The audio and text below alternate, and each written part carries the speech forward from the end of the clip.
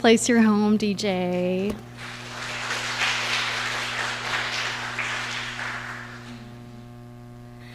Listening to our heart song, it gets a little difficult sometimes, doesn't it? There's so many other things trying to catch our attention. Last week I was in Arkansas, and that's a place that is layered with story and songs of my life. And anytime I'm there, I become immersed again in the stories of my people, the stories of my upbringing. And those stories are beginning to learn how to coexist with those stories that are my life now. Sometimes they're in a little bit of tension. And the South is, of course, famous for its storytellers. We have Maya Angelou from Arkansas, Miller Williams and his daughter Lucinda Williams from Arkansas, very proud.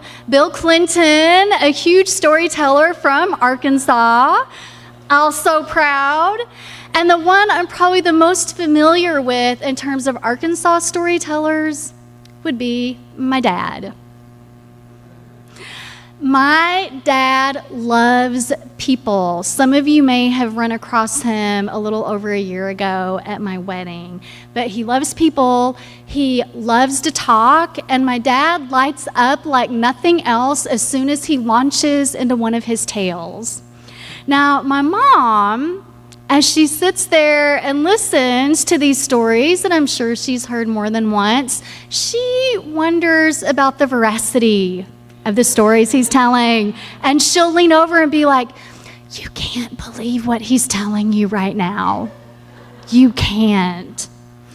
And the thing about storytelling is that often what's most important aren't all of those pesky little details. Come on. But the most important thing is the meaning behind the words, both for the listener, but also for the storyteller themselves. Oliver Sacks wrote, "We know that memories are not fixed or frozen like Proust's jars of preserves in a larder, but are transformed, disassembled, reassembled, recategorized with every act of recollection." Now, my mom thinks that my dad does a whole lot of disassembling and reassembling of those stories, but that's okay because that process is how we grapple with who we are, who we hope to be, where we have come from, and where we hope to go in our lives. My dad loves to remember back to the good old days of growing up on a rural farm with his parents and 5 siblings. And so they were a hard-working family. They didn't always have a lot of material things to show for all the hard work they did. And as was pretty normal, I think, for rural Arkansas, very small farmers back then, they didn't spend all their time on the farm, but they traveled. They were migrant workers, and so families, just like my dad's family, would load up their vehicle every summer and early fall, and they would head north to places like Michigan or the state of Washington, and they would spend every day for weeks picking apples and cherries and other fruit to make money to supplement what they were bringing in on the farm. So last week when I was home visiting, we were sharing, my dad and I, what it had felt like to be traveling Arkansans, to go to places in the north where there were, dare I say, Yankees and Northerners, and what it was like to show up with a rural Southern accent from a state that most people have no idea where to point to it on a map, and how people regarded us right from the outset. And so it recalled in my dad this time that he and his family, he was 9 years old, and they went up to Michigan, and they were picking cherries, and they worked so hard, and my dad's telling it like he's hanging out of trees and doing all sorts of escapades. And they didn't feel like the owner of that particular cherry orchard really regarded what they were doing as important or worthwhile. And my dad said, "You know, I'm always going to remember that every week after we'd worked so hard for them, we would have to drive up to the side of their house, and there was a little window, and the owners would hand us our paycheck out the window without even looking us in the eye. And he said, you know, that made me feel less than human. They literally didn't see us. And luckily for my dad, he's had a lifetime of people and experiences that have told him over and over again, you are 100% human, and we love you and appreciate you, even all of your stories that you disassemble and reassemble again. But after all these years, he still remembers that moment at the payday window and feeling less than 100% human. This summer, I've been using insights from Emily Esfahani Smith's book, The Power of Meaning, to talk about how we can craft lives that are full of purpose and satisfaction for us. And in July, we considered belonging and purpose. And today, we're thinking about the role that storytelling plays in this crafting. And we're thinking about, of course, not just the professional stories that we hear all the time, the stories we see at the movie theater or hear on the radio, or the beautiful stories we hear in music, in worship. But we're really considering, what are these stories that we tell about ourselves? Doing this storytelling helps us make sense of the world and our place in it. Anthropologist Mary Catherine Bateson, she describes the sharing of ourselves as an act of creation, which is the composition of our lives. And she writes that each of us works by improvisation, discovering the shape of our creation along the way. And as I was thinking about that act of improvisation, I know there's lots of ways that we improvise in our lives, but the one that came to me, especially in the context of Troop, is gardening. Because with gardening, you can start out with the most carefully detailed plan of the hardscaping and the exact plants that you're going to place and your irrigation system. Some people do it that way. I don't. Some people open up the kitchen window and throw out seeds from their hand, and they just think, you know what, whatever comes up will come up. And no matter which of those processes you use, either in your garden or in your personal life, the fact is that one way or another, our lives can't be carefully planned out. With each success, with each upset, with each uncertainty, we further describe and know and become who we are becoming. Earlier in worship, we talked about that narrative identity, which is a story that you create about yourself, about who you are deep down, about where you come from, how you got that way, what it all means for you. And some of the most powerful stories we tell about ourselves are considered stories of redemption. Times in our lives when we were down and out, hurting and bewildered, and somehow we made it through to the other side, even when we could not see a way. There you were, you're all here today. We survived, we thrived, and we transformed our understanding of ourselves and the world. Those redeeming stories form the backbone of who we are and provide meaning and fulfillment in our lives. You've heard some of those this summer right from this pulpit. We heard from Tera, who preached about the redeeming power of joy in her life. Thank you. We heard from Melanie Hooks, our own in-house Southern storyteller, yes. And she preached about the redeeming power of this religious community. We heard a few more of those stories this morning from DJ, from Jean, realizing that she can hear and be a positive force in people's lives as they tell their stories. We heard from Francis and Steve. And unfortunately, though, those aren't the only stories we tell about ourselves, right? We're not swimming in a sea of positive-only storytelling. Sometimes we may interpret life events, instead of going from bad to good, from going from good to bad and kind of stay stuck there in the ick of that story. So my guess is that all of us have some of those rolling around in our heads, even if we don't talk about them all the time. Maybe a job that didn't pan out, and you think, you know what, if only I had gotten that job 5 years ago, my life today would be totally different and so much better than it is. Or if we had a relationship that didn't work out, if I only were with that person today, I wouldn't go home and feel so lonely this afternoon.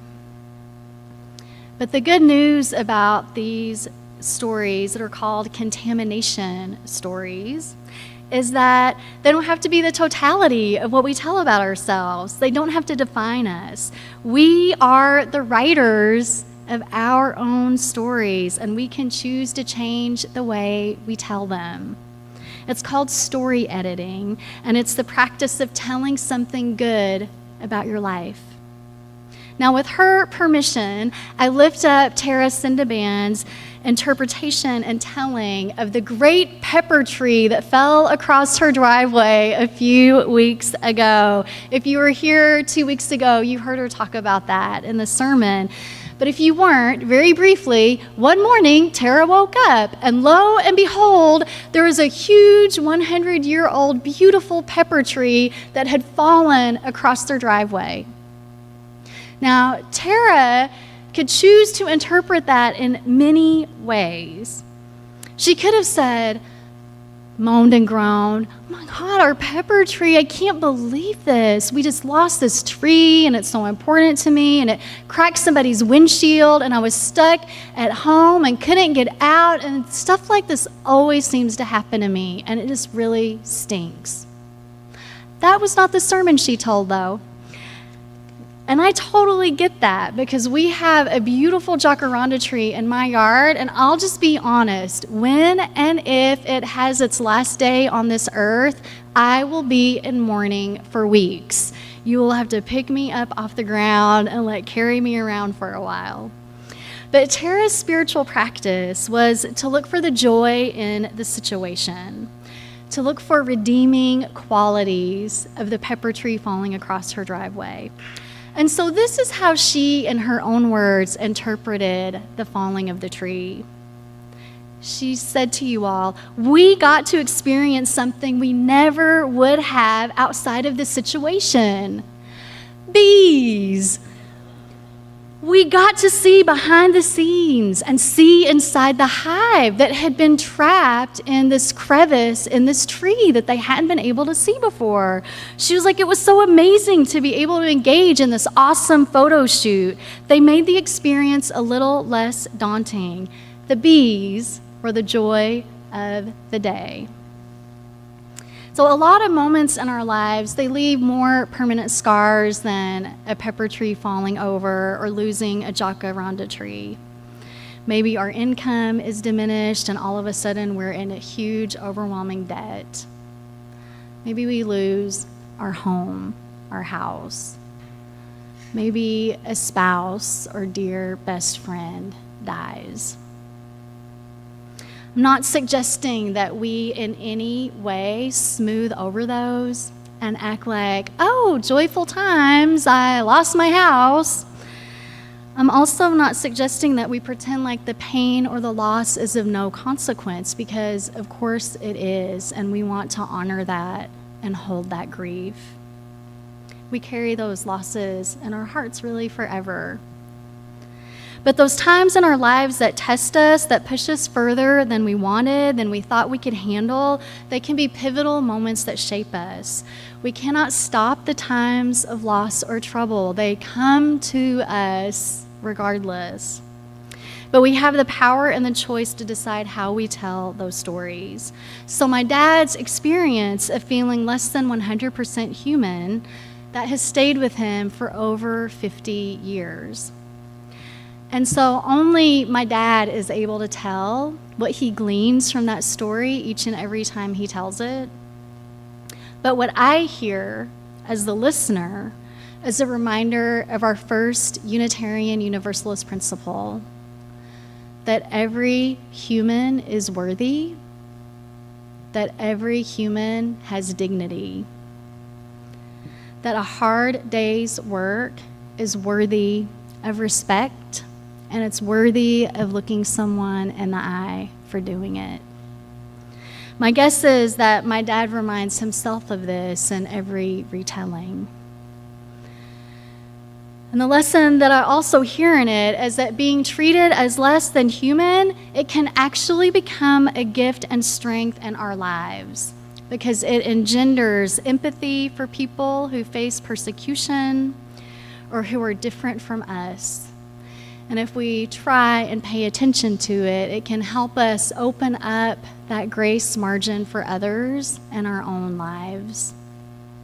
So my dad's story becomes not only a story of redemption for him, but it becomes a story of redemption for me as well. This week, I give you a little bit of homework. And the homework is I'd like you to pay attention to those stories that you hear yourself tell over and over again about your life, you know, the ones that are on repeat. I call it my story Rolodex that I go through and find the perfect one. And as you're thinking about those stories that you know you tell, to engage in some intentional meaning making for yourself. And so I'd like you to write down or think about, why is that moment so pivotal to you? Why does it have energy for you? And then I'd like you to list out the sequence of events that led up to that moment.